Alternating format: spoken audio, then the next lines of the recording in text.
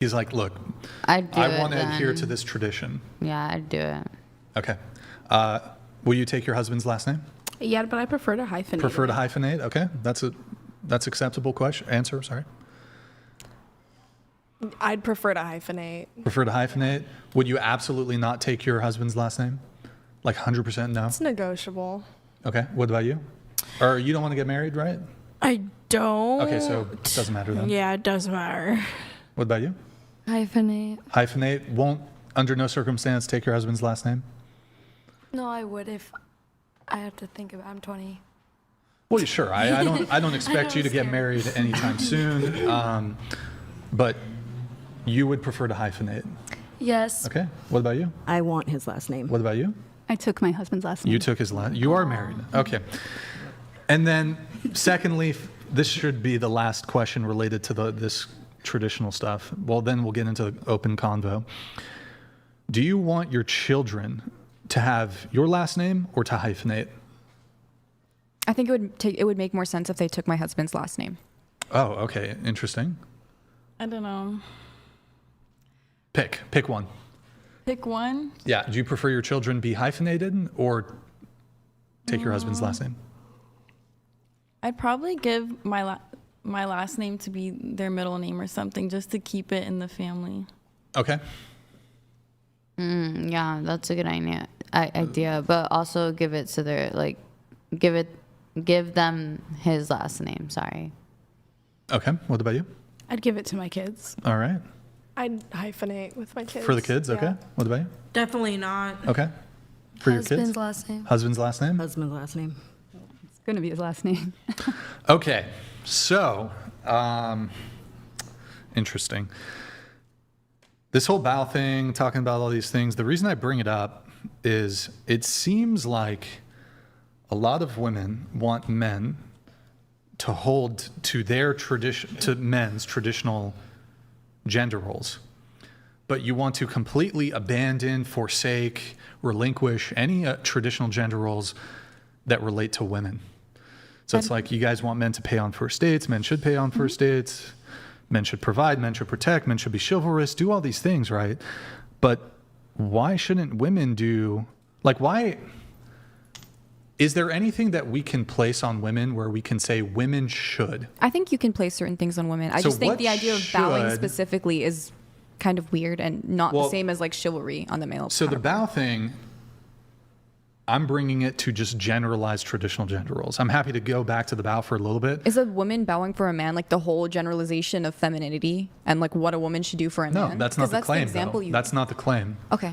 Well, the bow is a really easy way to gauge the degree to which women are willing to do anything that could possibly even slightly inconvenience them for the sake of a man.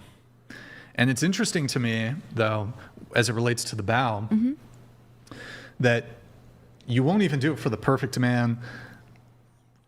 It's not because I don't like him enough. It's just bowing is it's just this ultimate act of submission. And there's nothing Wait, hold on. It seems it's an act of submission, but it's definitely not the ultimate act of submission. But it's wouldn't you agree? The actual act of bowing, completely benign and super easy. Sure, it's easy, but it's like she said. There's a weird dynamic behind that, and it's the degree of what I'm asking or what I like that's masculine is kind of different than the action of bowing. If a man has certain expectations for me as a woman, I wouldn't believe those expectations to be me bowing. There's other expectations that men have. What?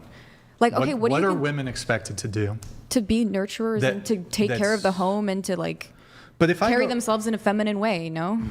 Isn't that feminine? But how long do you reserve all those things? Because a lot of these things, you expect men to front load almost all this behavior. The expectation there is immediately, guy has to pay for the date, guy should be willing to provide, protect. Well, okay, maybe not provide. Obviously, first date, the guy's not going to buy you a house, when right? I'm dating, if I'm going into dating with a man, I don't have a checklist. Oh, he needs to do this, he needs to do this, he needs to do this. I'm not approaching dating like that, even when it comes to men. Do you think the guy should open, the guy picks you up on a first date, picks you up in his car, should he open the car door for you?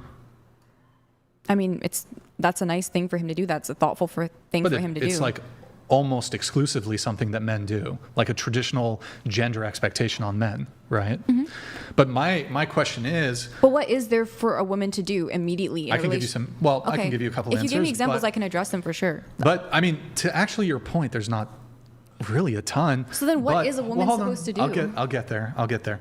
My criticism though is you guys all had this like visceral like bow, but it's, if we even compare it to I guess a male comparison, which what I would say is opening the car door. Yeah. That takes more time and effort than the bow does. Opening the car door, get out of the car, walk around the car, open the car door. Like women are capable of opening car doors. It's like women drive all the time. They have their own cars.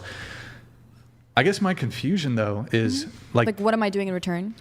no, it's I wouldn't frame it as tit for tat. I guess we have these expectations that we place on men that in comparison to the bow take more time, more effort. Even for example, the paying for dates, the man paying for the date. What do you guys think would be like a realistic, I know you could just go get pizza and it's like $20 or whatever. Yeah. But if a guy takes you to like a medium tier place or whatever, maybe he'll spend $100 total. Like that, I think that's pretty reasonable. You go to Chili's, you get an appetizer, you both get drinks, you get a main course, you get a dessert, you tip the waitress. That's probably about $100, right? I don't think it'd be unrealistic for somebody, and Chili's is not like the most preeminent dating venue, like first date venue. Some guys will spend less, some will spend more.